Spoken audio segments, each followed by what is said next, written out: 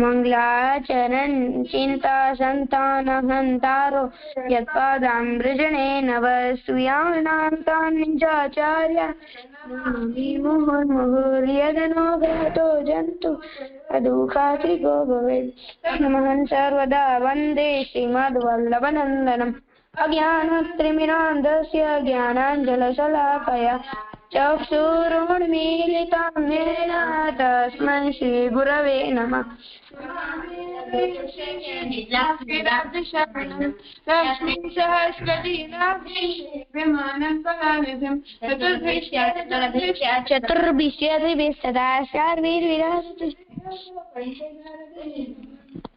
दंडवत प्रणाम जी। हाँ राशेश। દામોદરદાસજી નો 7મો પ્રસંગ। એક દિવસ શ્રી ગુસાઈજી ઠાકોરજીની ગાદીજી અરજી કરી અને બેઠા હતા, ત્યારે શ્રી આચાર્યજી ત્યાં આવ્યા અને દામોદરદાસજી ગાદીજી અરજી બનાવી અને બેઠા હતા, ત્યારે શ્રી આચાર્યજી આવ્યા અને આચાર્યજીએ કહ્યું ગુસાઈજી આવ્યા અને ગુસાઈજીએ કહ્યું કે તમે આચાર્યજીને કયા સ્વરૂપે જુઓ છો? ત્યારે તેમણે કહ્યું કે હું આચાર્યજીને તમે ગુસાઈજીને કયા સ્વરૂપે જુઓ છો? ત્યારે તેમણે કહ્યું કે હું ગુસાઈજીને આચાર્યજીના પુત્રના સ્વરૂપે જોઉં છું। અને ત્યારે તેમણે કહ્યું કે ત્યારે પણ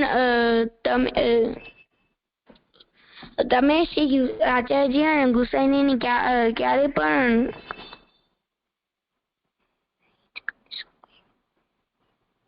અંતર નહીં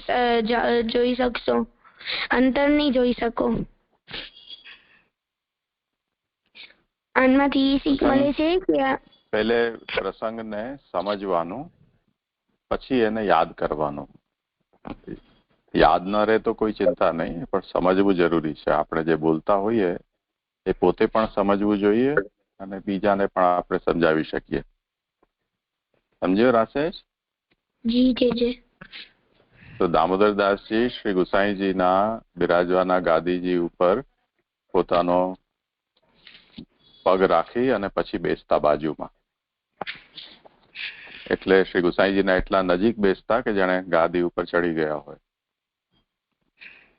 તો શ્રી મહાપ્રભુજીએ જયારે આ વાત ધ્યાનમાં આવી તો શ્રી મહાપ્રભુજીએ પૂછ્યું કે તમે શ્રી ગુસાઈજીને શું સમજો છો? તો દામોદરદાસે એમ કહ્યું કે હું ગુસાઈજીને આપના પુત્ર સમજુ છું। ત્યારે શ્રી મહાપ્રભુજી એમને એમ સમજાવ્યું કે મારા પુત્ર તો છે, પરંતુ શ્રી ગુસાઈજીને મારું જ સ્વરૂપ સમજવું કે હું જ એ રૂપમાં છું। ત્યારથી દામોદરદાસજીએ શ્રી મહાપ્રભુજીની વાત છે માનીને તે પ્રમાણે કરવાનું શરૂ કર્યું। હવે આમાં શીખ શું છે?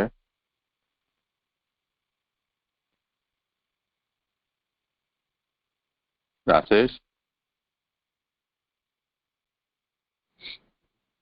જી, આમાંથી શીખ મળે છે કે આપણે ગુરુ અને એમના પુત્રના વચમાં કોઈ અંતર કાઢી ન શકીએ, ન કાઢવો જોઈએ। એટલે ગુરુના પરિવારને પણ ગુરુ જેવું સન્માન આપવું જોઈએ, એવો એનો અર્થ થયો। જી, આમાંથી શબ્દ છે આચાર્યજી। આચાર્યજી એટલે શાસ્ત્રને વાંચે, પોતાના જીવનમાં લે ને પોતાના શિષ્યોને શીખવાડે, તેને આચાર્યજી કહેવાય। શાબાશ। જી, થઈ ગયું। સારું। તન્મય પ્રણામ જી। હા રુચિ।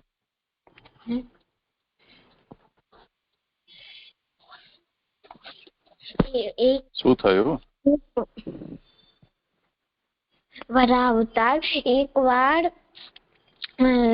હિરણ્યકશ્યપનો મોટો ભાઈ હિરણ્યાક્ષે બ્રહ્માજીથી વરદાન લીધો કે હું બધાથી મને કોઈ અસુર, કોઈ દેવતા કે કોઈ મનુષ્ય ના મારી શકે, પણ એને જાનવરનો ના કીધો, એને ખાલી ઈ જ કીધું।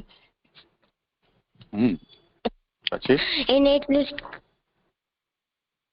પછી એમને ગયા અને એકવાર એમની પછી દિન જેવા એક દિવસે એમની શક્તિ વધતી જ જતી હતી, તો એમને એકવાર પૃથ્વીને લઈ અને સમુદ્રમાં નાખી દીધો. ત્યારે સમુદ્રમાં નાખ્યો અને પોતે બી હાલ્યા ગયા. ત્યારે બધા દેવતા અને બ્રહ્માજીએ વિષ્ણુજીથી પ્રાર્થના કરી, તો વિષ્ણુજીએ એમને એક વરા અવતાર લીધો અને વરા અવતાર એટલે કે એક જંગલી સુવરનો મોઢો એવો લીધો અને એનો અવતાર લીધો અને નીચે સમુદ્રમાં ગયા અને હિરણાક્ષને મારી પૃથ્વીને પાછું ઉપર લઈ આવ્યા. આમાંથી એ શીખ મળે છે કે આપણે ઠાકુરજી આપણા ઉપર ક્યારેક અમારા વખતે કૃપા કરે છે, બતાવે છે.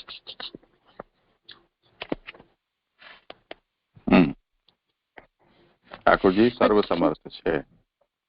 ઠાકુરજી સર્વસમર્થ છે. પછી આમાંથી બસ એટલી જ. અવતાર એટલે શું? અવતાર એટલે કે ઠાકુરજી કોઈ બી રીતે પૃથ્વી ઉપર અવતાર લીએ, કોઈ બી મનુષ્ય કે જાનવર નું સ્વરૂપ લીએ એને અવતાર કહેવાય. મેં આના પહેલા આવ્યું હતું તમને આ શબ્દ અવતાર શબ્દ?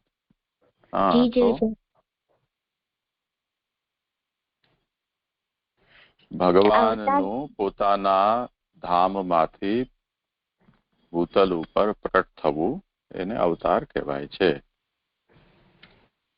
ભગવાનનું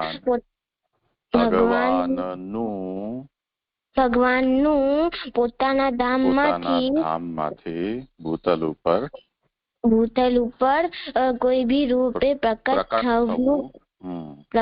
થવું તેને અવતાર કહેવાય. ભગવાન નો કોઈ બી પોતાના ધામમાંથી ભૂતલ ઉપર કોઈ બી રૂપે પ્રકટ થાય તેને અવતાર કહેવાય. પછી આમાંથી શબ્દ છે શિવ, બ્રહ્મા અને વિષ્ણુ. અને બ્રહ્મા, વિષ્ણુ અને શિવ 3 ગુણ દેવતાઓ છે. અને એમના પરબ્રહ્મ શ્રી કૃષ્ણ માંથી એમનો સ્વરૂપ બન્યો છે. અને બ્રહ્માજી પાસે રાજસી ગુણ, શિવજી પાસે તામસી ગુણ અને વિષ્ણુજી પાસે સાત્વિક ગુણ છે. એ 3 ગુણ તે કંટ્રોલ કરે છે. અને તે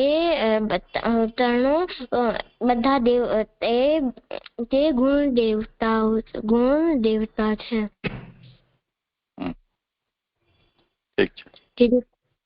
થઈ ગયું.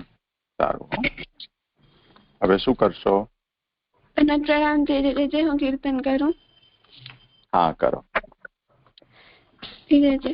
या गोकुल के चौहटे रंग राजी ग्वाल, या गोकुल के चौहटे रंग राजी ग्वाल, માંડી કન્હૈયા ને રાણી સુગર સલો નરે રંગ રાજી ગ્વાલ, માંડી કન્હૈયા.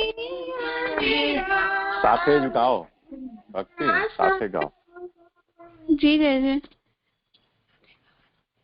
મારી કન્હૈયા સુગર સલો નરી રંગ રાજી ગ્વાલ, દાન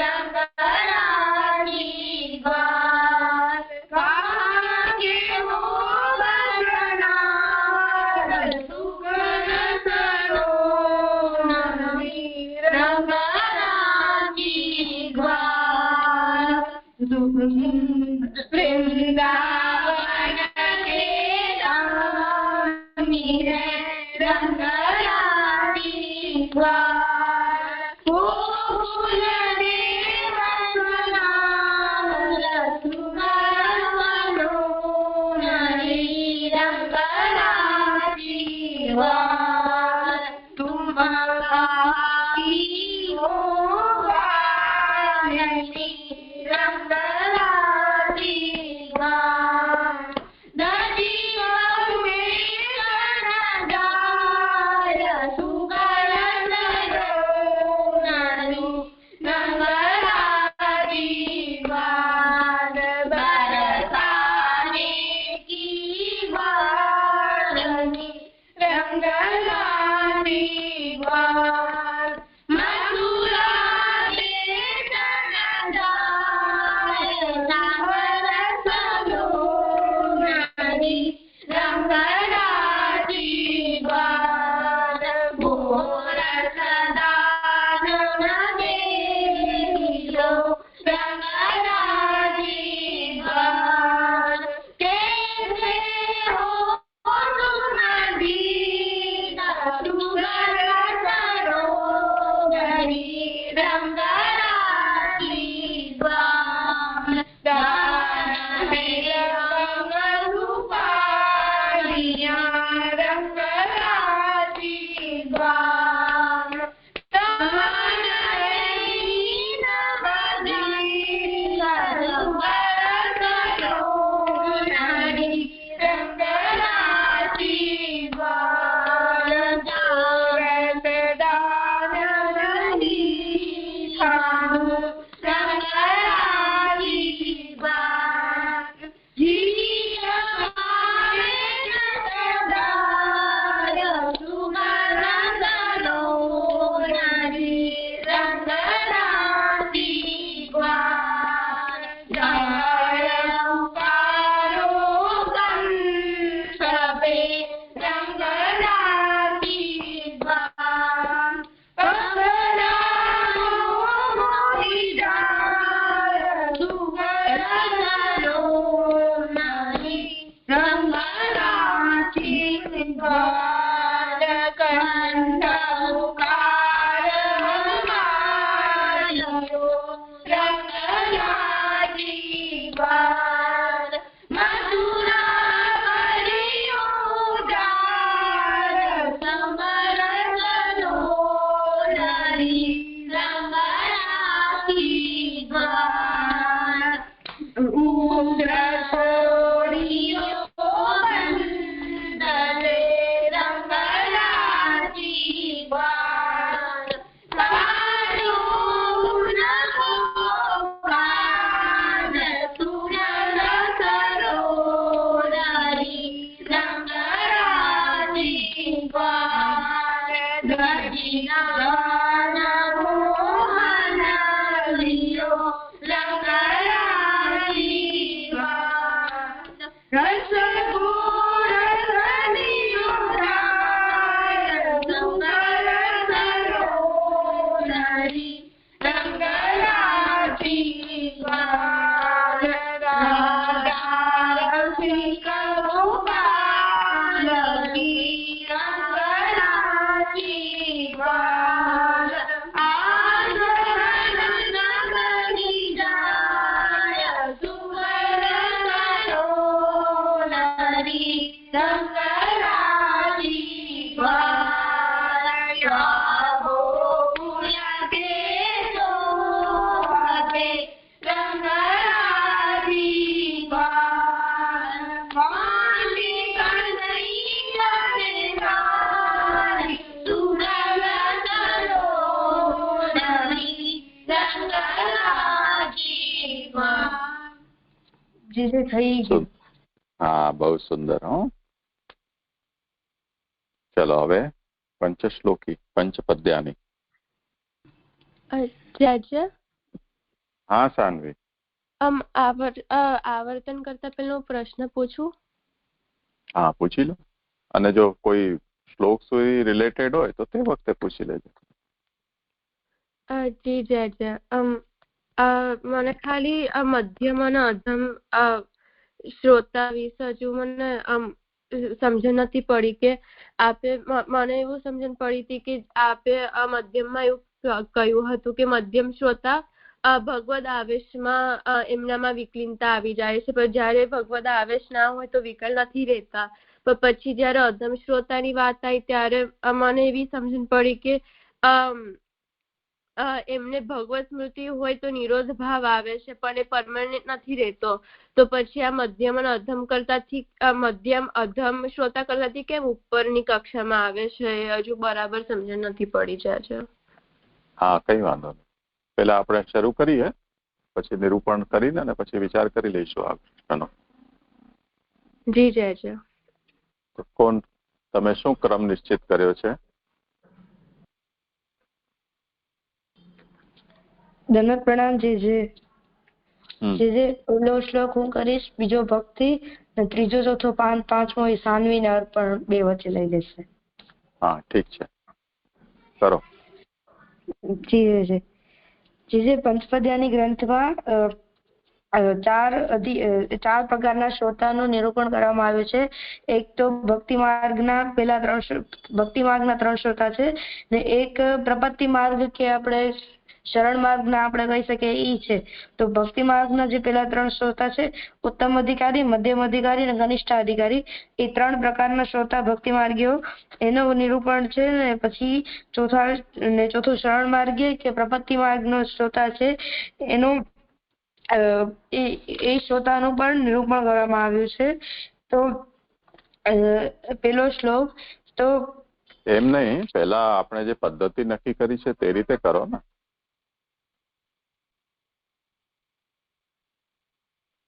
ગ્રંથની સંગતિ બતાવવી જોઈએ. ભક્તિવર્ધિનીમાં જે પંચવિધ અધિકારી છે એમાં આ ગ્રંથ છે કોના માટે ઉપયોગી છે, શા માટે આ વિષય શ્રી મહાપ્રભુજીએ લીધો છે, શીર્ષકનો અર્થ શું છે, આ ગ્રંથનો ઇતિહાસ શું છે,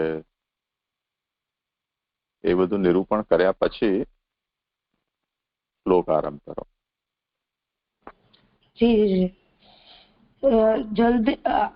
આપણે જોઈએ તો જલભેદ અને પંચપદ્યાની એનો કોઈ ઇતિહાસ આપણે પ્રાપ્ત થતો નથી, પણ આપણે જલભેદમાં વક્તાઓનું વર્ણન છે, પંચપદ્યાનીમાં શ્રોતાઓનું વર્ણન છે. વક્તા ન હોય તો શ્રોતા ન કહેવાય, કે કોઈ હોય તો શ્રોતા ન હોય તો વક્તા નહીં કહેવાય. એટલે કે આ બંને સાપેક્ષ છે. એટલે વક્તા હોય તો જ શ્રોતા હોય, ને શ્રોતા હોય તો જ વક્તા હોય. એવી રીતે બેનો આપણે સંગતિ લઈ શકીએ. તો બોલવા અને સાંભળવાના રૂપમાં શ્રોતા વક્તાનું લખેલું હોય તો એટલે લખેલું હોય એમ શ્રોતા વક્તાનું કનેક્શન હોય છે, કે બોલે એ શ્રોતા અને સાંભળે એ બોલે એ વક્તા અને સાંભળે એ શ્રોતા. તો એવી રીતે હોય તો આપણે લખેલું હોય એ કોઈ વાંચે તો એને શ્રોતા કહેવાય, પણ જેને લખ્યું હોય તેને વક્તા કહેવાય. તો વક્તા કે શ્રોતાને જે અવાજ કાનમાં પડે તે ખાલી આટલું જ નહીં, પણ એને આપણે સમજવું કે આપણે સમજાય પણ છે. એટલે કે આપણે ખાલી ઈ પણ બે રીતે હોય કે જે સાંભળે જ ખાલી એને અર્થ એટલે શબ્દ સંભળાય પણ એના અર્થ ન સમજાય, ને બીજો હોય કે તેને અર્થ પણ સમજાય. તો આપણે ત્યાં ધ્વનિઓ છે, એટલે કે વર્ણમાલા છે આપણે તો ત્યાં એટલે ગાય વગેરે ને બોલતા નથી આવડતું, પણ જે એ લોકો સાથે રહે છે તો તેમને સમજાય કે તેમના ભાવો, એટલે કે ગૌશાળામાં જે છે તો ગાયને જયારે ખાવાનું ખપતું હોય તો ગાય બે હોય તો એ બોલે, તો એ ત્યાં જે રહે છે ગોવાળિયા એ એમને સમજી શકે. તો શ્રોતા જે છે એનું કામ છે સાંભળવું છે, અને એનો અર્થ નહીં, પણ એનો અર્થ જે છે એ બુદ્ધિ સાંભળે છે. એટલે કે એનાથી એ બુદ્ધિ નિશ્ચય કરે છે કે એનો અર્થ શું છે. શ્રોતાનું કામ ખાલી સાંભળવાનું છે. તો એવો શ્રોતા જેને શ્રવણમાં આદર શ્રદ્ધા છે, તેઓને અર્થ સમજાય ન પડે પણ આચાર્યજીની વાણી સાંભળવી જોઈએ. તે ભાવથી તેઓ સાંભળે છે. જે મેઇન વાત કોન્સેપ્ટ તે વાત તેઓને સમજાય ન પડે આવા સમજાતી નથી. આવા શ્રોતાને શબ્દનિષ્ઠ શ્રોતા કહેવાય છે, જેની નિષ્ઠા શબ્દમાં છે, અર્થમાં નહીં ને અર્થનિષ્ઠ શ્રોતા પણ હોય છે. તો અર્થનિષ્ઠ શ્રોતાનો શબ્દ ઉપર એટલો આગ્રહ નથી હોતો, પણ એમના અર્થ ઉપર એટલો આગ્રહ હોય છે. તો એ બે પ્રકાર છે ને. તો જે પહેલો હતો એ શબ્દનિષ્ઠ હતો, તો એ કનિષ્ઠ અધિકાર, એ પહેલો હતો એ કનિષ્ઠ, અને ત્રીજો પ્રકાર શબ્દ અને અર્થને સમાન નિષ્ઠા રાખવા વાળા ઉત્તમ છે, જે શ્રવણમાં પણ અત્યંત આદર વાળું, નિષ્ઠા વાળું નથી, પણ સમય મળ્યો તો સાંભળી લેશે. તો એ વિષય મને લાગે છે કે અત્યારે આપણે આ વિષયની પ્રાસંગિકતા નથી. એટલું ડિટેલમાં આપણે ક્યાં કરવું છે. મેં જે કહ્યું પહેલા એનાથી શરૂઆત કરવાની. ભક્તિવર્ધિનીમાં કે મહાપ્રભુજી આપણને એમ સમજાવે છે કે ભક્તિના બીજને દ્રઢ કરવાનો ઉપાય, પ્રથમ ઉપાય એ છે કે તમે કોઈ ભગવદીય જેના અંદર ભક્તિભાવ છે એનો તમે સંગ કરો, જેથી એ જે ભગવદ ગુણગાન કરતા હોય એ ગુણગાન તમારા કાનમાં પડે, તમારી બુદ્ધિમાં એ વિષય જાય, જેથી તમારા અંદર પણ એ પ્રકારનો ભાવ જાગે. તો કેટલાક સમય તમે એ રીતે શ્રવણ કરશો ભગવદીયનો, તો તમારા અંદર પણ એ સંગનો રંગ લાગશે.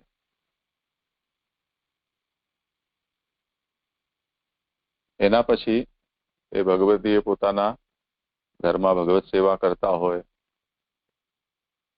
એ ભગવત સેવામાં તમને પરિચર્યા કરવા માટેની પણ આજ્ઞા આપે, તો પરિચર્યા કરવાથી પ્રભુનો પરોક્ષ સંગ મળે. એ સેવા પ્રાપ્ત થવાથી દૈન્ય આપણા અંદર આવે. એવું કરતા જો પ્રભુ કૃપા કરે અને ભગવત સેવા કરવાની અનુકૂળતા થાય, તો ઘરમાં પ્રભુને પધરાવી અને એમની સર્વસમર્પણ પૂર્વક તનુવિતજા સેવા અને અનવસરમાં પ્રભુના શ્રવણ કીર્તન સ્મરણ, જો એવું બંને સંભવ બની જાય તો એ બીજને દ્રઢ કરવા માટેનો સૌથી ઉત્તમ ઉપાય છે. એમાં પણ જો અવ્યાવૃત હો તો ઓર ઉત્તમ વાત છે. પણ કોઈ કારણસર અવ્યાવૃત ન રહી શકાતું હોય અને તે કારણે ઘરમાં પ્રભુ સેવા સંભવ ન હોય, તો શ્રવણ કીર્તન સ્મરણની પ્રણાલીથી પણ ભગવત ભાવ ધીરે ધીરે વધીને અને વ્યસન સુધી પહોંચી શકે છે. એવું કરતા જો પ્રભુ વિના રહી ન શકાય એવી સ્થિતિ થાય અને ઘરમાં પ્રભુને પધરાવીને સેવા કરવાની અનુકૂળતા પણ ન હોય, અને જો ભક્તને ઘર પ્રતિબંધક લાગતા જો ત્યાગ કરવાની ઈચ્છા થાય તો એ ત્યાગ પણ કરી દે, ત્યાગપૂર્વક શ્રવણ કીર્તન કરે. એનાથી પણ એને આગળ સર્વાત્મ ભાવ, નિરોધ વગેરે ઉત્તમ પ્રકારની ભક્તિ પ્રાપ્ત થઈ શકે. આ ભક્તિવર્ધિની ગ્રંથમાં શ્રી મહાપ્રભુજીએ બીજ ભાવને નિફલાત્મિકા વૃદ્ધિનો ઉપાય બતાવ્યો છે. અને ત્યાં સેવા અને શ્રવણ કીર્તન સ્મરણ આ મુખ્ય રૂપથી બે સાધન કયા છે. તો શ્રવણ કીર્તન સ્મરણમાં શ્રવણ વક્તા વિના સંભવ નથી. તે જ રીતે કીર્તન માટે પણ શ્રોતા હોય તો કીર્તનમાં ઓર વધારે ઉત્સાહ જળવાયેલો રહે છે. એટલે વક્તાને શ્રોતાની આવશ્યકતા છે, શ્રોતાને વક્તાની આવશ્યકતા છે. તો પ્રશ્ન એ થાય કે કેવા વક્તા પાસેથી આપણે શ્રવણ કરવું અથવા કેવા શ્રોતાના સામે આપણે કીર્તન કરવું. તો એ શ્રોતા અને વક્તાની યોગ્યતા સમજાવવા માટે મહાપ્રભુજીએ જલવેદ અને પંચપદ્યાની ગ્રંથ રચ્યા છે. એટલે આ ગ્રંથ ભક્તિવર્ધિનીમાં વર્ણિત 5 પ્રકારના અધિકારીઓ માટે આવશ્યક છે. આ એનું કનેક્શન થયું અને પૂર્વાપર સંબંધ થયો. પંચશ્લોકી ગ્રંથનું નામ છે પંચપદ્યાની. પદ્ય કે કહો કે શ્લોક કહો, એટલે આમાં કુલ 5 શ્લોક છે, એટલે એને પંચપદ્યાની કહ્યું છે. એમાં મુખ્ય રૂપથી ભક્તિ માર્ગી અને શરણ માર્ગના શ્રોતાઓની યોગ્યતા વર્ણિત છે. આનો કોના માટે શ્રી મહાપ્રભુજીએ આ ગ્રંથ લખ્યા છે એનો કોઈ ઇતિહાસ ઉપલબ્ધ થતો નથી. આ ઉપક્રમ થયો. હવે જે શ્લોક ઉપરનો કેપ્શન છે એ વાંચો અને શ્લોકને શોર્ટમાં સમરાઈઝ કરો. જી જી જી. ભક્તિ માર્ગે ઉત્તમાધિકારી શ્રોતાનું સ્વરૂપ. એટલે આ જે ભક્તિ માર્ગના ઉત્તમ અધિકારી જે કેટેગરીમાં આવે છે એવા શ્રોતાઓનું જે સ્વરૂપ આ શ્લોકમાં બતાવવામાં છે. તો શ્રી કૃષ્ણના ભજનાનંદ રૂપી રસમાં જેનું મન વિક્ષિપ્ત છે, તેથી કરીને એક ક્ષણ હું કરી દઉં તમને. હાથ ઊંચો કરો ને ભાઈ. હા જી જી જી. શ્રી કૃષ્ણના ભજનાનંદ રૂપી રસમાં જેનું મન વિક્ષિપ્ત છે, તેથી કરીને ભગવત ગુણગાનના શ્રવણમાં પ્રીતિ વગરના નથી એટલે પ્રીતિવાળા છે. એવા લોક અને વેદમાં આનંદ વગરના એટલે લૌકિક અને વૈદિક ફળની મનમાં કઈ ઈચ્છા ન હોતા તેમાં જેને આનંદ આવતો નથી, તેવા શ્રવણના ઉત્સાહવાળા, શ્રવણમાં જેનો ભાવ સદા સ્થાયી રહે છે, તે મુખ્ય શ્રોતાઓ છે. તો જે આ શ્લોકમાં મને એવું સમજાય છે એટલે કે જેનું મન શ્રી કૃષ્ણમાં એકદમ ચોંટી ગયું છે, તે ભક્તિવર્ધિની ગ્રંથમાં કયા પ્રમાણે પ્રભુમાં આસક્તિની હદ સુધી પહોંચ્યો હોય તેને લૌકિક અને વૈદિક વ્યવહાર બધો બાધકરૂપ લાગે છે. એટલે તેમને એમ લાગે છે કે લૌકિક ને વૈદિક વ્યવહાર બધો એમને ઠાકોરજી પાસે પહોંચવામાં રોકે છે, બાધા કરે છે. અને પ્રભુ પ્રત્યે વ્યસન દશાની શરૂઆત થઈ હોય તેઓ ભગવત ગુણગાન શ્રવણમાં ઉત્તમ મુખ્ય શ્રોતાજન હોય એને ઉત્તમ અધિકારી કહેવાય. તો અહીંયા આપણે એમ સમજાયું કે જેમ ભક્તિવર્ધિની ગ્રંથમાં એ વાત બતાવી કે ભક્તિ માર્ગીય ભગવાનમાં સ્નેહ વાળો હોય છે. તો સ્નેહના પણ અલગ અલગ પ્રકાર હોય છે. તો સ્નેહ જે છે એ ધીરે ધીરે બીજા વાતો પોતાનો એરિયા સંકુચિત કરે છે, એટલે આપણા મનમાં જગ્યા બનાવે છે કે એ આપણા મનમાં એને એરિયા વધારે સ્પ્રેડ થતો જાય અને પછી બીજી બધી વસ્તુઓ છે એમાંથી આપણા મનમાંથી એરિયા નીકળતો જાય.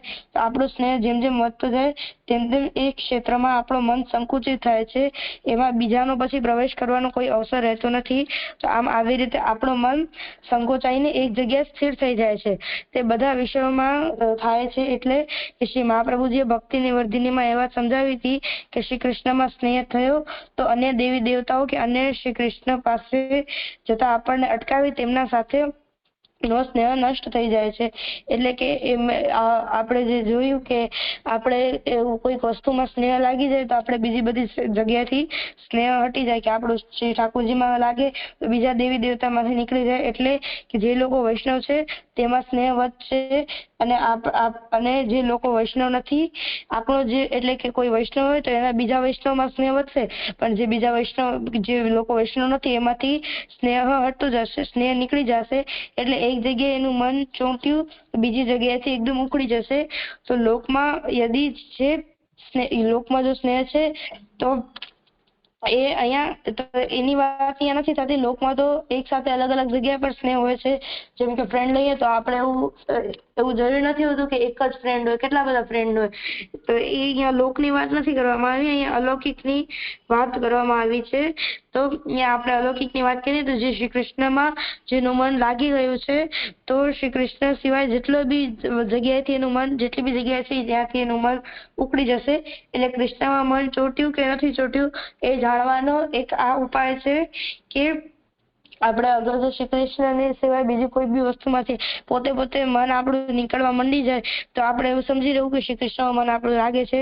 એનો આપણે એક્ઝામ્પલ લઈએ તો બુલા મિશ્રમાંથી લઈ શકીએ કે એમને પેલા સરસ્વતી. આપણે આને શોર્ટમાં જ કરવાનું છે, આટલું બધું ડિટેલમાં નથી કરવાનું.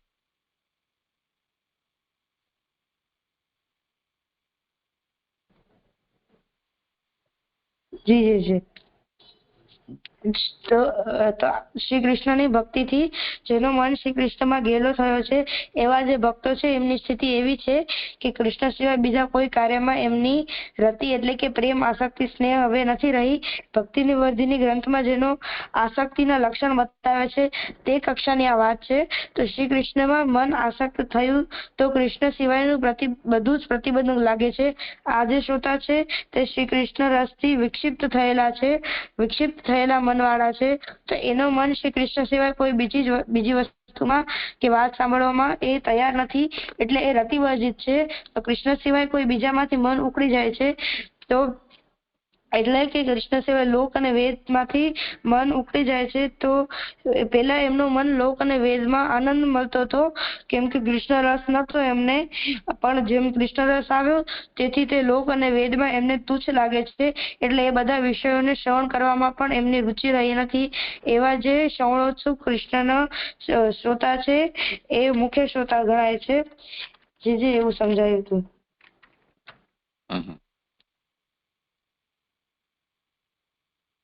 શ્રીકૃષ્ણ રસ વિક્ષિપ્ત માનસા રતિવર્જિતા અનિર્વૃતા લોકવેદે તે મુખ્યા શ્રવણોત્સુકા. હવે જો મેં તમને આ અધ્યયન થયું તે વખતે પણ આ વાત કહી હતી કે શ્રી મહાપ્રભુજીએ ભલે પહેલા શ્લોકમાં બહુ ટૂંકામાં મુખ્ય વક્તાના લક્ષણો બતાવ્યા છે, પરંતુ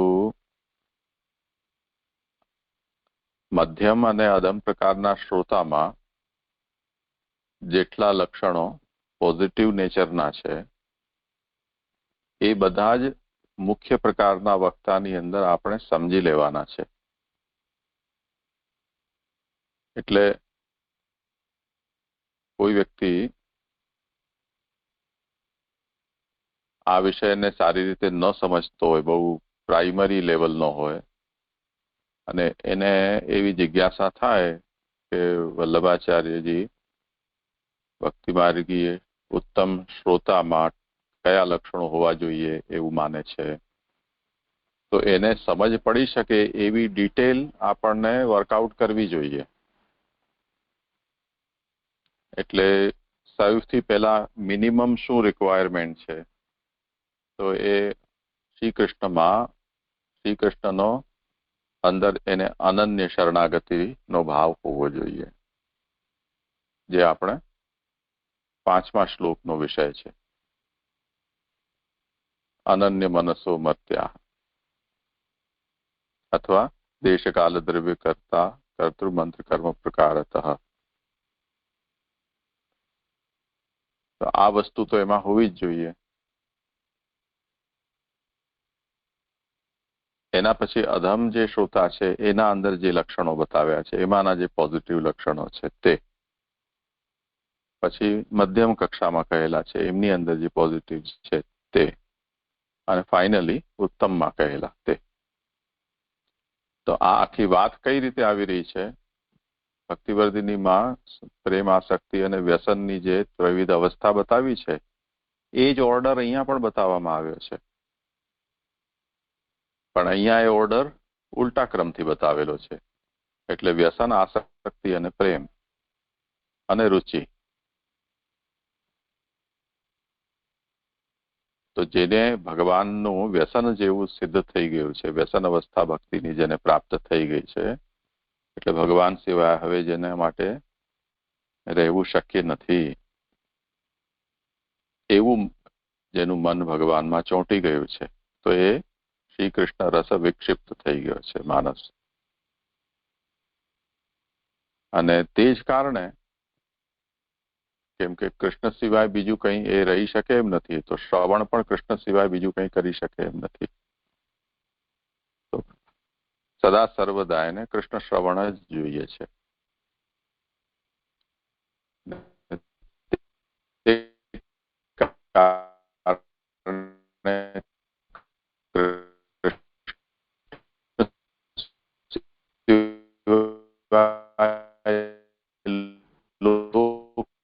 આપની અવાજ નથી આવતી.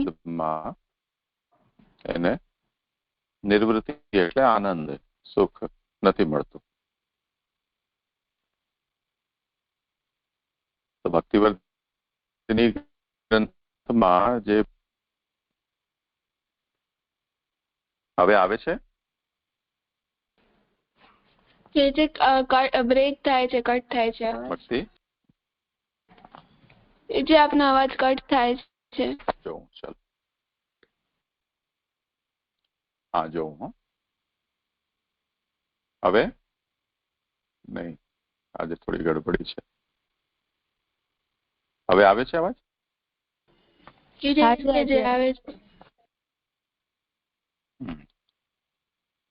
તો હું ક્યાંથી કહું? ફરીથી કહું બધું? ના જે અમને એટલું સંભળાવો કે જેમાં શ્રી કૃષ્ણનું મન વિક્ષિપ્ત થઈ ગયું છે. ભક્તિવર્ધિનીનો વિષય સંભળાયો કે નહીં? સંભળાયું. હા તો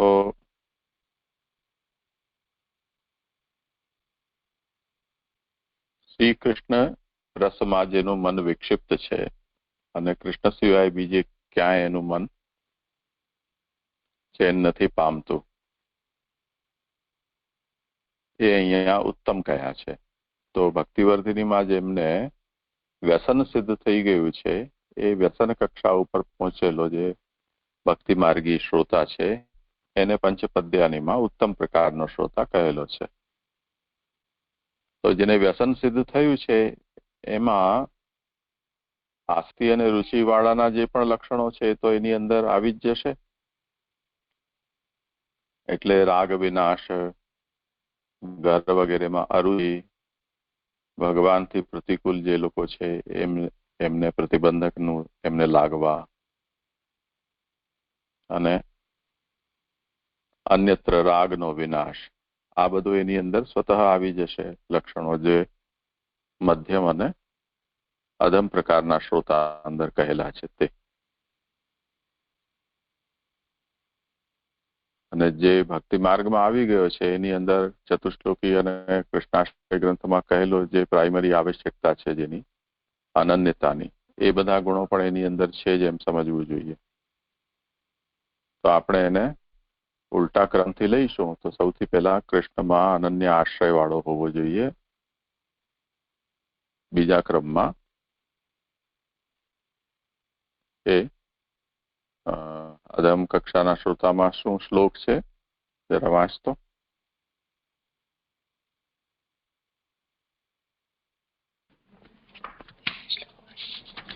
જી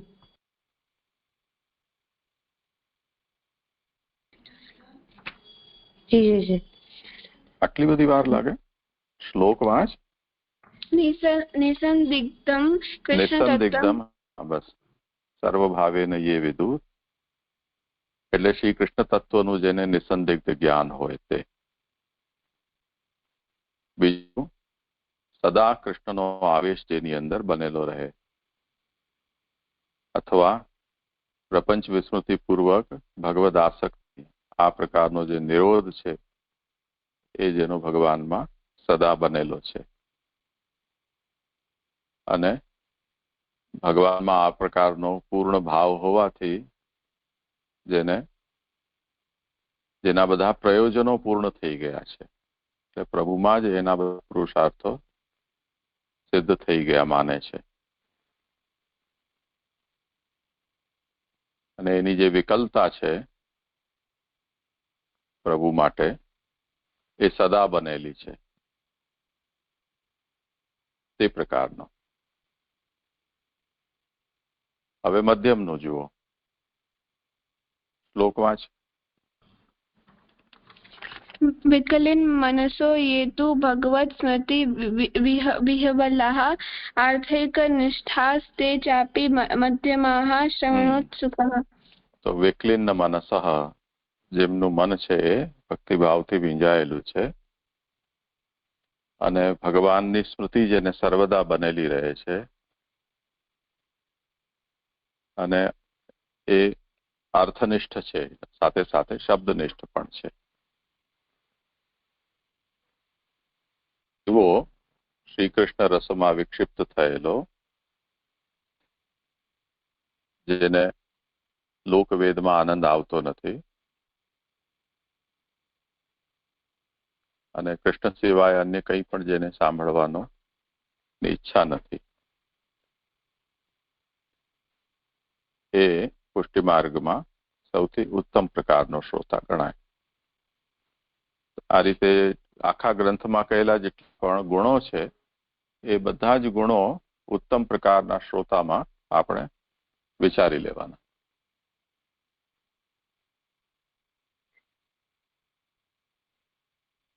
સમજાયું?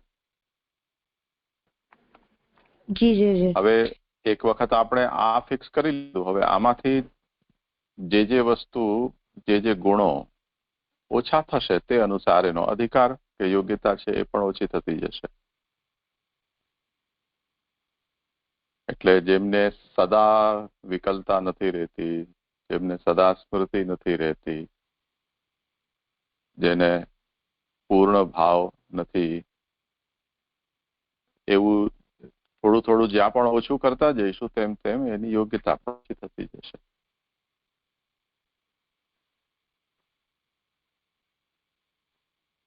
હા, તો હવે કર બીજો શ્લોક ભક્તિ. ઉત્તમનું તો આપણે જોઈ લીધું, હવે મધ્યમ. જી જી જી. મધ્યમ અધિકારીમાં એવું જોયું હતું કે જે ભક્તિ માર્ગી મધ્યમ અધિકારી શ્રોતાનું સ્વરૂપ જોયું હતું. તો અહીંયા જે આ કેટેગરી છે એટલે જેમ જલભેદમાં જોયું હતું કે એક કેટેગરીની સબ કેટેગરી સમજાવી છે મહાપ્રભુજીએ, એવી જ રીતે આ પંચપદ્યાનીમાં જોવાનું છે કે જે ભક્તિ માર્ગીની કેટેગરીમાં બીજો અધિકારી તો મધ્યમ અધિકારીનો સમજાવે છે. તો જે વિશેષ કરીને કોમળ જેનું મન છે તેવા જ્યારે ભગવાનની સ્મૃતિ મનમાં થાય તે વખતે મન વિકળ એટલે ગાભરું થાય તેવા ભગવાનના ગુણગાનના શ્રવણમાં ઉત્સાહવાળા અને જે અર્થમાં મુખ્ય નિષ્ઠાવાળા છે એમના માટે એમનો વર્ણન કરવામાં આવ્યો છે. તો એને મધ્યમ અધિકારી કહેવાય છે. તો એનામાં આપણે એવું જોયું હતું કે જે શ્રોતાઓ જે શ્રોતાઓ હજી એવા શ્રોતાની વાત અહીંયા કરી રહ્યા છે કે જે કૃષ્ણ ભક્તિમાં જેમનું મન ચોંટી ગયું છે, કૃષ્ણ સિવાય બીજા કંઈ પણ સાંભળવાનું એમને રુચિ નથી રહી ગઈ. લોકવેદમાં એમની હવે કોઈ રુચિ કે આસક્તિ નથી. એમને ભક્તિ માર્ગે ઉત્તમ પ્રકારના શ્રોતા કયા. એટલે પહેલા શ્લોકમાં તો એ લોકોને એમાં કોઈ એવું નથી કહ્યું કે એ લોકો શબ્દનિષ્ઠ છે, અર્થનિષ્ઠ છે કે શબ્દ અર્થ બંનેમાં નિષ્ઠ છે, પણ આ શ્લોકમાં એવું કહ્યું છે કે આ શ્રોતા અર્થનિષ્ઠ છે. તો આપણી એકાગ્રતા ત્યારે નક્કી થાય જ્યારે બીજું કોઈ આપણને ગમતું બંધ થઈ જાય. તો જ્યારે શ્રી કૃષ્ણ રસ સાગરને ચાખી લેવા બાદ બીજું બધું આપણે ન ગમતું હોય, આપણે ઉત્તમ ન લાગે તો એને ઉત્તમ શ્રોતા કયા છે. તો એક શ્રવણમાં ઉત્સુક અને કૃષ્ણ સિવાય બીજું કંઈ સાંભળવાનું જેની ઈચ્છા નથી તો એને આપણે અહીંયા કહ્યું નથી, પણ પહેલા શ્લોકમાં જેને વર્ણવ્યું છે એને શબ્દનિષ્ઠ અને અર્થનિષ્ઠ બંને એમ કહી શકીએ. પણ આ બીજા શ્લોકમાં શ્રી આચાર્યજી કહ્યું છે કે જે આ શ્રોતા છે એ અર્થનિષ્ઠ છે. પહેલા શ્લોકમાં કમ્પેરિઝનમાં આ શ્લોકમાં જે શ્રોતાની વાત કહી છે તે મધ્યમ શ્રોતા છે. તો પહેલા શ્લોકમાં ઉત્તમ શ્રોતા તો અર્થનિષ્ઠ છે એટલે શબ્દનિષ્ઠ નથી, માત્ર અર્થનિષ્ઠ જ છે. તો ભગવાનની યાદ આવે ત્યારે તેમને વિરહ થાય છે, તો સ્મૃતિ થાય ત્યારે, તો જેમાં આપણે એક્ઝામ્પલ લીધું હતું કે નાના બાળક જે હોય એને એની મા સાથે વધારે કનેક્શન હોય. તો એ જ્યારે એની મા એને મૂકીને જાય તો અગર એ પ્રવૃત્તિમાં હોય તો એને એમ કંઈ એટલું કંઈ ન લાગે, પણ જ્યારે એની યાદ આવે કે એની મા એના આજુબાજુ નથી તો એ રડવાનું ચાલુ થઈ જાય. તો એવી જ રીતે આને આવા મધ્યમ શ્રોતાને સમજવું જોઈએ. તો સ્મૃતિ વિવલ એના અગેન્સ્ટ ઉત્તમ શ્રોતા હંમેશા વિવલ રહે છે, તેની વિવલતા ઓછી થતી નથી, એટલે ઉત્તમ અધિકારી વ્યસન અવસ્થા પર છે. તો તો શ્રી મહાપ્રભુજી કહે છે કે ઉપર જે ઉત્તમ કહ્યા છે એના પછી અને જેઓ એના પછી જે આ મધ્યમ અધિકારી જેઓ જેમનું મન વિક્ષિપ્ત નથી પરંતુ વિકલિત છે, સદા ભગવાનની સ્મૃતિ વિવલતા નથી રહેતી, પણ યાદ આવે ત્યારે જ એમનું મન વિવલ થાય છે. શબ્દ અને અર્થ બંનેમાં જેની નિષ્ઠા નથી પણ કેવળ અર્થમાં જ એમની નિષ્ઠા છે, એ મધ્યમ શ્રોતા છે. તો આપણે પછી શબ્દ અને અર્થ એ બંનેનો જોયું હતું કે શબ્દનિષ્ઠ એટલે કે પ્રમાણ અને અર્થનિષ્ઠ એટલે કે પ્રમેય. શબ્દનિષ્ઠ એટલે પ્રમાણ એટલે કે પ્રમાણ એટલે પ્રમાણ આશ્રિત ભગવાન કેવા છે એવું જોયું હતું, અને અર્થનિષ્ઠ પ્રમેય પ્રમાણથી સ્વતંત્ર ભગવાન કેવા છે તો એ જોયું હતું. તો પ્રમાણ આશ્રિત પ્રમેયનું જ્ઞાન થાય તો તે ઉત્તમ ગણાય છે, પણ પ્રમાણ રહિત પ્રમેયનું જ્ઞાન છે એની શ્રવણમાં રુચિ છે, એને કારણે શ્રોતામાં મધ્યમતા આવી જાય છે, એટલે આને મધ્યમ શ્રોતા કહેવામાં આવ્યા છે. ને તો પહેલા શ્લોકમાં જે વિક્ષિપ્ત મનવાળા કયા એની જગ્યાએ જેમનું મન હજી વિક્ષિપ્ત નથી પણ વિકલીન છે એવા પ્રકારના ખાલી યાદમાં જ એમને વિવલતા આવે છે, ભગવાનની યાદમાં જ. તો જે લોકો શબ્દ અર્થ બંનેમાં નહીં પરંતુ અર્થનિષ્ઠ એટલે પ્રમેયનિષ્ઠ છે એ પ્રકારના જે ભગવાનના જે ગુણનું જે શ્રવણ કરનારા છે એવા શ્રવણ ઉત્સુક મધ્યમ કક્ષાના કહેવાય છે. તો મધ્યમ કક્ષા જે વસ્તુ માટે એટલે જે વસ્તુ મધ્યમ શ્રોતામાં ખૂટે છે અગર એ આપણે એનામાં જોડી દઈએ તો એ ઉત્તમ શ્રોતાની કેટેગરીમાં આવી જશે. તો એને આપણે ભાષા અને વ્યાકરણથી આપણે સમજ્યું હતું. તો વ્યાકરણ એટલે કે પ્રમાણનિષ્ઠનો છે, એટલે કે પણ પ્રમેય એના હાથમાંથી જતું રહ્યું. વ્યાકરણમાં આપણે એવું જોયું હતું ને ભાષા એટલે કે પ્રમેયનિષ્ઠને પ્રમેયનિષ્ઠ જોયું હતું. એટલે કે આપણે જેમ ગુજરાતી ભાષા છે એ આપણે બોલતા હોઈએ એના પછી આપણે વ્યાકરણ આપણે સ્કૂલમાં એમ શીખવાડવા આવે, પણ આ સંસ્કૃત છે, ઇંગ્લિશ લેંગ્વેજ એ સંસ્કૃત લેંગ્વેજ છે એ તો આપણે આમ બોલતા ન હોઈએ પણ એનો જે સ્કૂલમાંથી ડાયરેક્ટ વ્યાકરણ જ સમજાવવામાં આવે છે. તો સ્કૂલમાં તો આપણે ફૂલ ગ્રેજ્યુએટેડ અને એના સારા આપણે સમજાઈ જાય, પણ કોઈ આપણે કહે કે આનો મતલબ આમ બોલો સંસ્કૃતમાં કે કોઈ શબ્દ બોલો કે તો આપણે ના બોલી શકીએ. તો એવી જ રીતે આપણે અહીંયા સમજવું જોઈએ કે પ્રમાણનિષ્ઠ વ્યાકરણ કહેવામાં આવ્યું છે. તો પ્રમાણનિષ્ઠનું છે પ્રમાણનિષ્ઠ જે છે પણ પ્રમેય એના હાથમાંથી જતું રહ્યું છે, અને ભાષા એટલે પ્રમેયનિષ્ઠને પ્રમાણનિષ્ઠ કરતા પ્રમેયનિષ્ઠ વાળા કમ્પેરિઝનમાં ઉત્તમ છે. જે મને એવું સમજાયું હતું. હા, સારી વાત છે. કરો સાનવી. હા છે ત્રીજો શ્લોક અને જે ચોથો શ્લોક છે એ કરીને પછી પ્રશ્ન પૂછું છે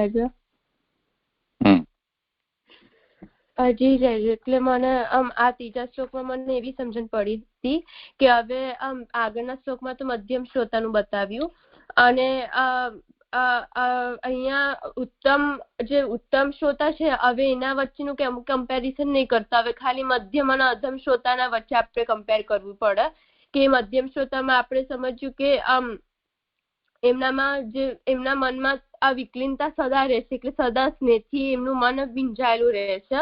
પણ જયારે અધમ શ્રોતા છે એ શ્રી કૃષ્ણમાં અનન્ય નિષ્ઠા વાળો શ્રોતા તો છે જ, એટલે એમનામાં એવી નિષ્ઠા તો છે ભગવાન પ્રત્યે અને શ્રી કૃષ્ણનું સંદેહ રહિત જ્ઞાન પણ છે અને સર્વભાવથી કૃષ્ણ તત્વને સમજે પણ છે.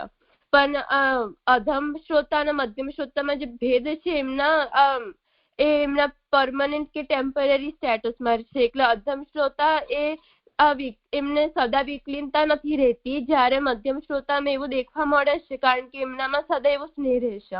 એટલે અહીંયા અધમ શ્રોતામાં નિષ્ઠા છે પણ એવું જે નિષ્ઠાથી જે આ વિકલીનતા આવે છે સદા નથી રહેતી.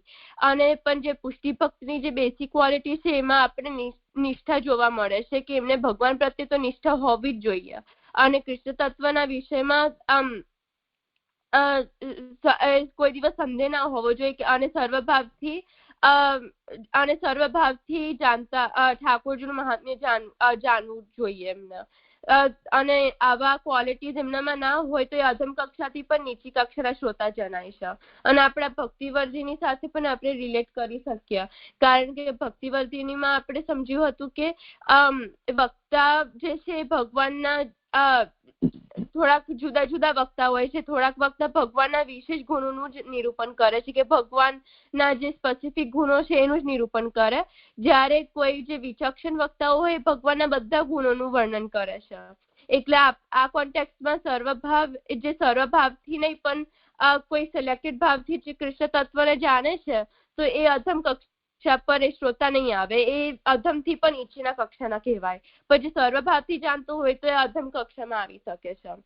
અને આપણે જે પણ પોઝિટિવ ક્વોલિટીઝ અધમ કક્ષામાં હોય એ બધા આપણે ઉત્તમ અને મધ્યમ કક્ષામાં પણ આપણે લઈ લેવા જોઈએ, જે આપણે સમજાયું હતું એવી રીતે. અને અધમ શ્રોતામાં આપણે આગળ જોઈએ તો એ ભગવદ આવેશ થાય ત્યારે જે વિકલ્પ થાય છે. એટલે જ્યારે એમને પ્રપંચ વિસ્મૃતિ કે જગત ભૂલાઈ જાય છે અને ભગવાનમાં મન લાગે છે ત્યારે વિકલ્પ બની જાય છે.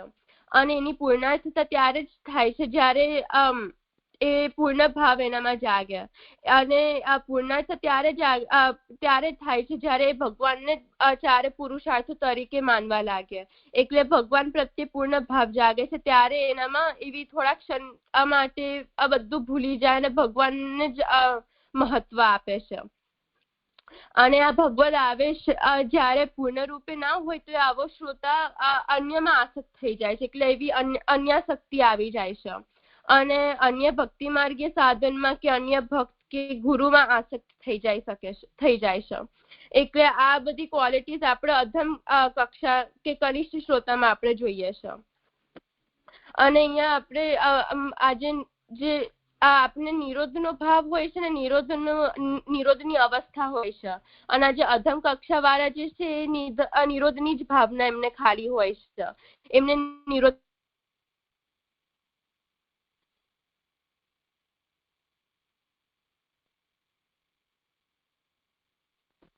એટલે નિરોધનો મતલબ એવો થાય કે બીજું બધું ભૂલી જાય અને ભગવાનમાં આસક્ત થઈ જવો થઈ જાય છે. જ્યારે આસક્ત દ્રઢ થઈ જાય ત્યારે એ બીજું બધું ભૂલાઈને ભગવાનમાં જે તન્મય થઈ જાય છે અને એ વ્યસન કે નિરોધ કહેવાય છે. અને નિરોધની ખાલી ભાવના જ હોય, ખાલી ટેમ્પરરી જ હોય તો એ અધમ શ્રોતા કહેવાય. પણ જ્યારે નિરોધની અવસ્થા પહોંચી જાય કે આ પરમેનન્ટ થઈ જાય તો એ તો ઉત્તમ વાત થઈ ગઈ.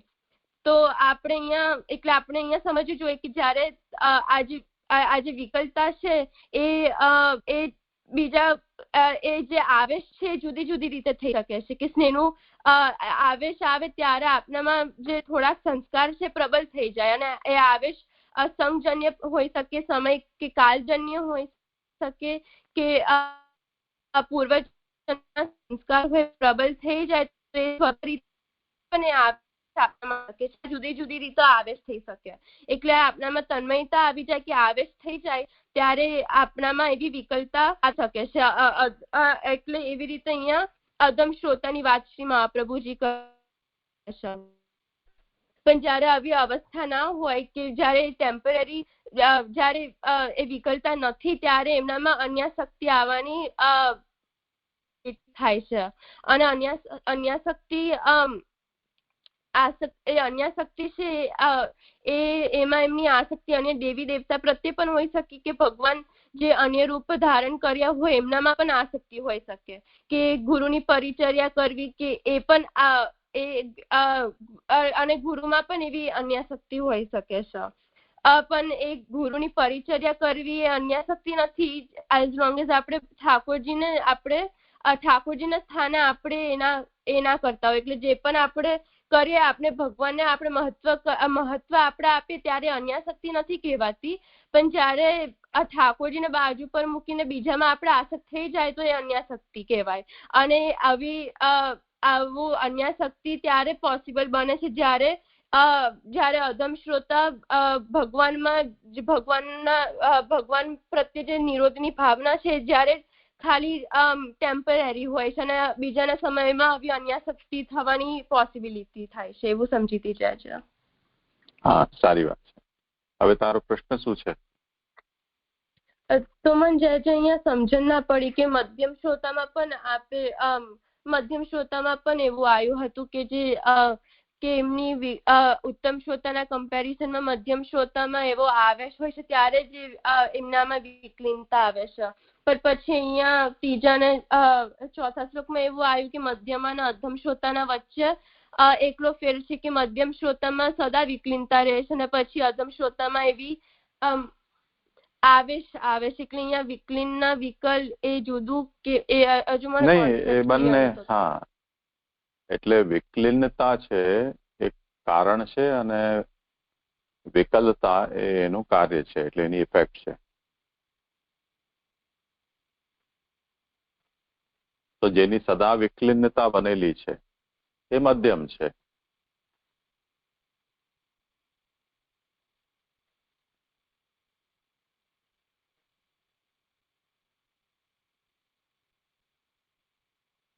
સમજાયું? હજુ મને બરાબર સમજણ ના પડી. એટલે મધ્યમ જે છે એના અંદર શું આજ્ઞા કરી રહ્યા છે શ્રી મહાપ્રભુજી કે વિકલિન્ન મનસો યેતુ, જેમનું મન વિકલિન્ન છે. અહીંયા સદા વિકલિન્ન સમજી લેવાનું.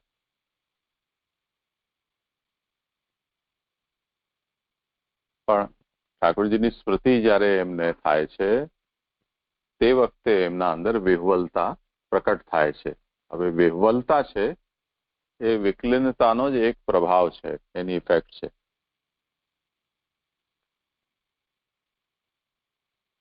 પણ વિકલિન્નતા આમની સદા છે અને એની સામે જે અધમ છે એની વિકલિન્નતા પણ સદા નથી, એ એની અધમતાને સૂચિત કરે છે.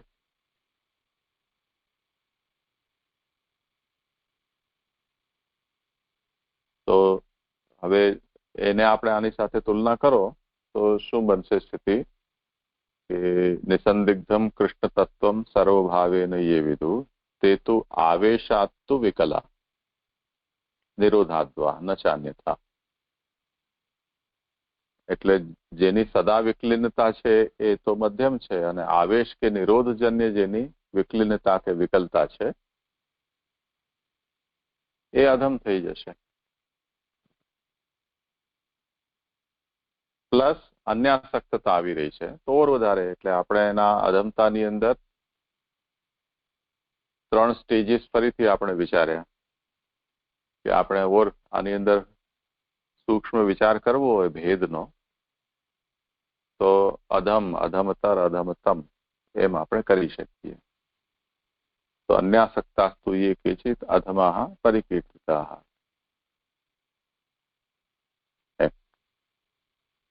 હવે થયું સ્પષ્ટ?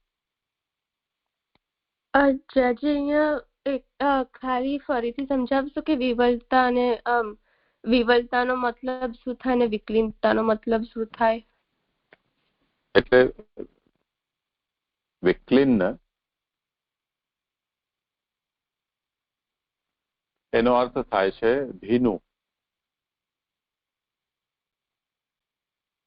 વિશેષ રૂપથી ક્લિન્ન એટલે વિશેષ રૂપથી ભીનું, ભીંજાયેલું, આર્દ્ર. તો વિકલિન્ન મનસો યેતુ એટલે જે લોકો બાય ડિફોલ્ટ વિકલિન્ન મન વાળા છે એટલે સ્નેહ વાળા છે એમ સમજો. જેમની અંદર જે સ્નેહ છે એને ભક્તિવર્ધિની ગ્રંથની ટર્મિનોલોજીમાં કહીએ તો જેમનું સ્નેહ આસક્તિ રૂપ બની ગયું છે. એટલે જયારે આનું વિવેચન કર્યું હતું તે વખતે આપણે ઉત્તમ પ્રકારના જે શ્રોતા છે એની કક્ષા આસક્તિ એમની પૂર્ણ થઈ ગઈ છે અને હવે વ્યસન સિદ્ધ થવા ઉપર છે. એ કક્ષા ઉપર જે પહોંચેલા છે એ ઉત્તમ છે. અને જેમની હવે સ્નેહમાંથી સ્નેહ પરિપૂર્ણ છે અને જે હવે આસક્તિ જેમની થઈ ચૂકી છે એ હવે મધ્યમ કક્ષાના છે. તો બાય ડિફોલ્ટ જે લોકો આસક્ત છે. તો વિક્લિન્ન મનસઃ એટલે સરળતાથી એને સમજવું હોય તો ભગવાનમાં જેમને સ્નેહ આસક્તિરૂપ થઈ ગયો છે. તો જેમની આસક્તિ છે એમના અંદર જયારે ભગવાનની સ્મૃતિ પ્રબળ થાય તે વખતે વિહ્વલતા આવી જાય, એટલે ડેસ્પરેટ થઈ જાય.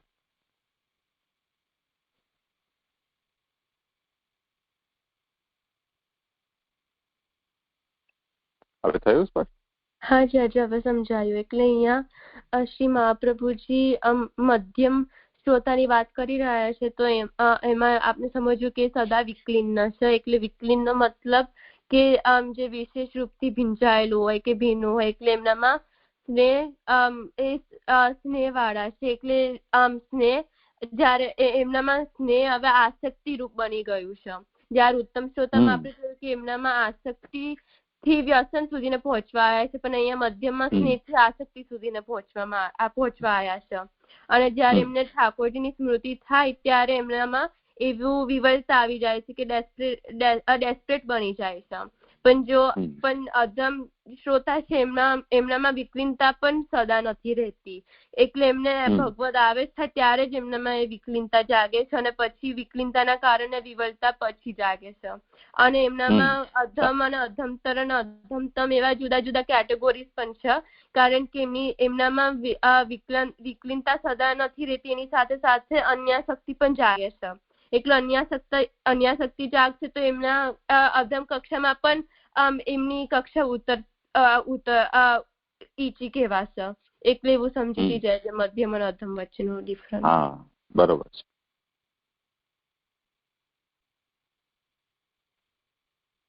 ભલે હવે અર્પણ કરશે. હા જય. તો 5મા શ્લોકમાં શ્રી મહાપ્રભુજી શરણ માર્ગ ની દ્રષ્ટિથી ઉત્તમ અધિકારીનું ઉત્તમ શ્રોતાનું નિરૂપણ કરશે. તો અહીંયા શ્રી મહાપ્રભુજી કહે કે અનન્ય મનસો. તો અનન્ય મનસો એટલે અનન્ય મન વાળા. તો એટલે જેમનું મન દેશ કાળ દ્રવ્ય કર્તા મંત્ર અને કર્મ એનામાંથી ઉખડ્યું છે, અને જેમનું મન ખાલી શ્રી કૃષ્ણમાં શ્રી કૃષ્ણમાં ટીકી ગયું છે, એવી અનન્યતા છે આ શ્રોતાઓમાં. તો અને અહીંયા શ્રી મહાપ્રભુજી એટલે કૃષ્ણ અને કૃષ્ણ કેવલ જ એવી અનન્યતા જેની અંદર છે શરણ માર્ગીય.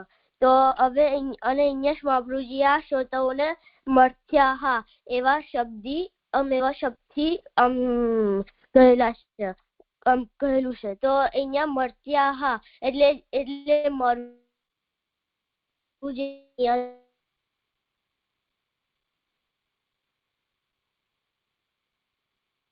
કારણ કે જેવી રીતે શરમાર્ગીઓ જે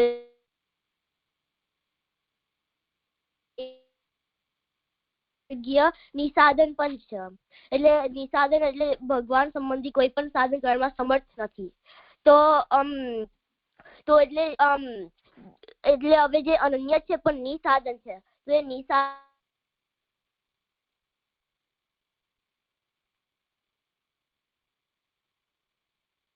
ઉપલબ્ધિ પ્રાપ્ત નથી કરી.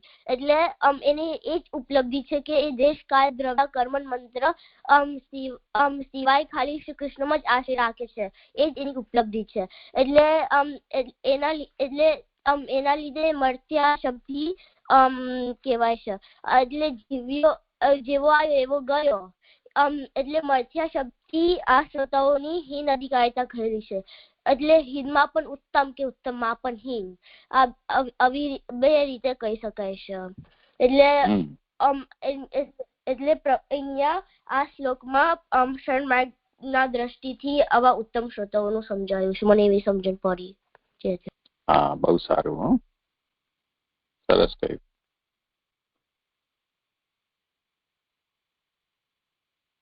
ચલો, બહુ સારી રીતે આજે આ ગ્રંથ આપણો સંપન્ન થઈ ગયો. સાંજે અર્પણ હવે રોજ નથી જોડાઈ શકતા, એટલે અમને એમની યાદ રહે છે. તમે લોકો રવિવારે નથી જોડાઈ શકતા, એટલે આપણે નથી કરી શકતા. અહીંયા